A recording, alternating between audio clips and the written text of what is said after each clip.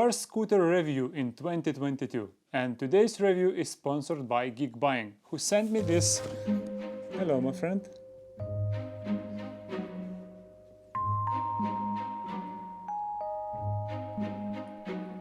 Where was I? Oh, Baym sent me this Himo L2 electric scooter for a review. We will do that in two videos. Today I will take it out of the box, share with you my first impressions, and then I will ride the scooter for 3 to 4 weeks and follow up with a full review video.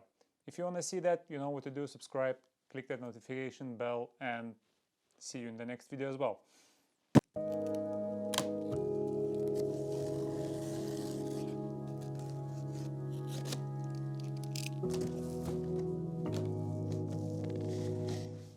From the very first look, I really appreciate there is no this white foam that leaves those little foamies all around my carpet, which I need to vacuum clean before I keep shooting the product videos. All of the packaging is cardboard, which is recyclable, and it doesn't leave a lot of white stuff on my carpet.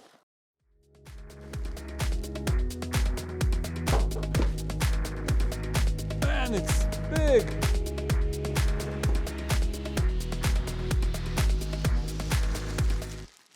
Alright, we have a charger.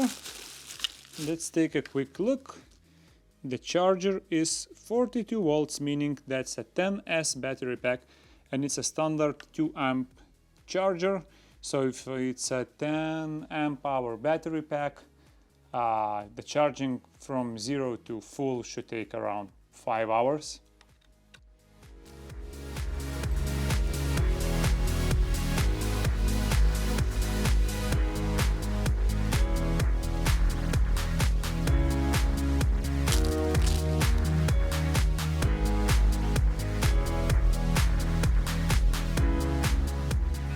This thing is heavy, it's around 25 kilos. I assume the battery is really big. And overall, just when I took it out of the box, just look how massive is the deck. The scooter is a bit on the heavier side because it also has 10 amp hour battery pack that should allow you to drive for 20-30 kilometers. The LCD controls are really simple. You have light indicator and 3 speed modes, fastest one being up to 25 kilometers per hour. The scooter is not only really wide, I think it's also long and it's very tall. I am 1.93 m, and this is probably the most comfortable scooter for a tall person of the ones that I have tried. The scooter is 1.2 meters long and 1.2 meters high. Distance from handlebars to the deck is around 97 centimeters. Handlebars are around 500 millimeters wide and the deck is 20 centimeters wide. And I like the shaping. It's a little bit reminds me of a skateboard, and that really adds a lot of riding comfort when you can place your feet, you know, somewhere here and on the back somewhere there. That really allows way better control of the scooter. The deck is covered with a material which looks like a really hard rubber. It's not plastic, it's rubbery, so it's not slipping, and I think it should do well in wet weather, should be easy to clean, and so on. This is an inflatable 10-inch tire, which is 255 by 70. That front tire is mounted straight on the motor. Also, the motor acts as an electric brake at the front, and there is also a disc brake at the rear wheel, which is always nice to have disc brakes installed instead of some drums or only electronic ones. The disc brakes are straight, they work, they don't touch when you spin the wheel. And this is something that other electric scooter manufacturers should learn. The fender material looks really stiff. I think there is decent gap and protection for the cable, and you actually have a little plate if you live in one of those countries that require to put number plates on your electrical scooters. That can be very much appreciated.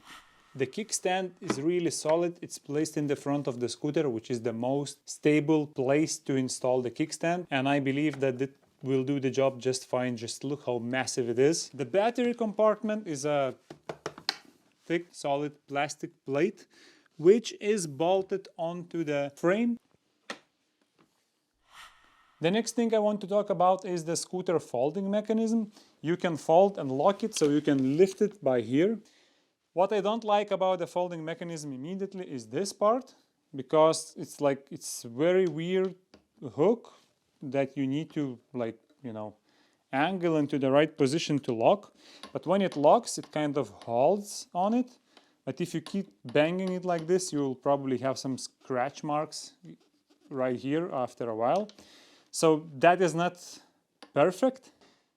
To fold the scooter up, you just push the bars up and you close this little lid, and this is it.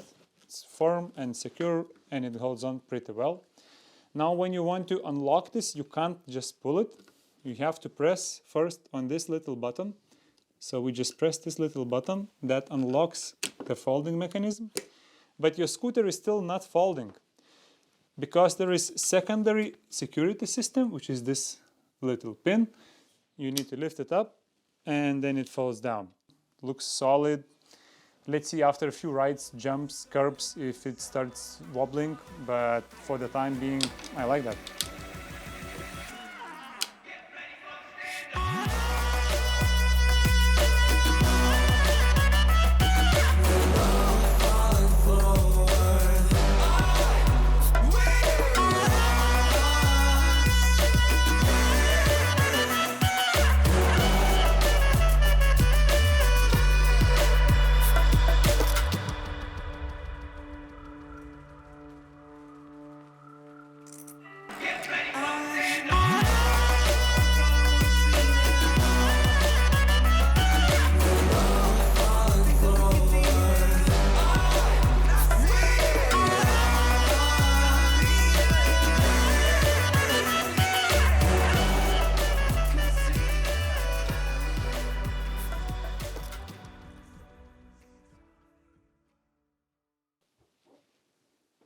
And the most important part of every electrical scooter is, of course, a little bell.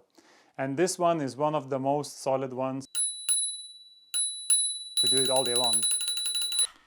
Now this safety lock button, that's not like really well engineered part. You have this tiny screw that holds it from jumping out, from being pushed out by a spring installed underneath, I assume.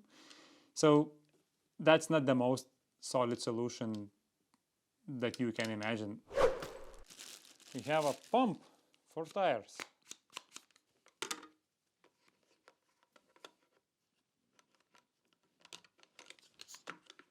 The scooter came with a flat front tire, and it's really hard to use the included pump due to the short valve coming out of the rim. Instead that I will use my pump with the battery. So what are my first impressions? My first impressions, this is a very solid built scooter. I like that the frame and the size, everything is like big and massive and chunky. It doesn't look like a toy, it looks like really nice solid scooter. It has solid folding mechanism. Nothing is shaky, nothing is wiggly. There is plenty of space on the deck. The deck is angled on both sides.